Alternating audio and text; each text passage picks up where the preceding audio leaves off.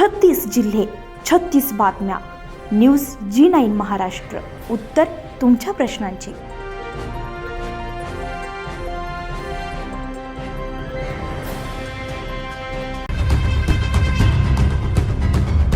नाशिक शहरात पुन्हा एकदा महिलांकडून चोऱ्यांचा प्रकार उघडकीस आलाय. दुकानदाराची नजर चुकवून पर्स आणि रोख रक्कम लंपास करणाऱ्या 2 महिलांना गुन्हे शाखा युनिट क्रमांक 1 ने ठाण्यातून ताब्यात घेतलाय.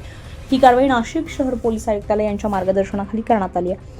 भद्रकाली पोलीस ठाण्यामध्ये गुन्हा दाखल करण्यात आलेला आहे. 20 फेब्रुवारी रोजी घडलेल्या या प्रकारात 2 महिलांनी दुकानदाराची नजर चुकवत पर्स आणि त्यातील रोख रक्कम चोरलेली होती. गुप्त बातमीदाराकडून माहिती मिळताच गुन्हे शाखा युनिट क्रमांक 1 ची टीम थेट ठाणे जिल्ह्यातील कोपरी येथे पोहोचली. तिथे नैना दुर्गेश भुरे हिला ताब्यात घेतलं. तिच्या चौकशीतून दुसरी आरोपी दीपाली हेमंत रोकडे हिचा ठाव ठिकाणा मिळालाय.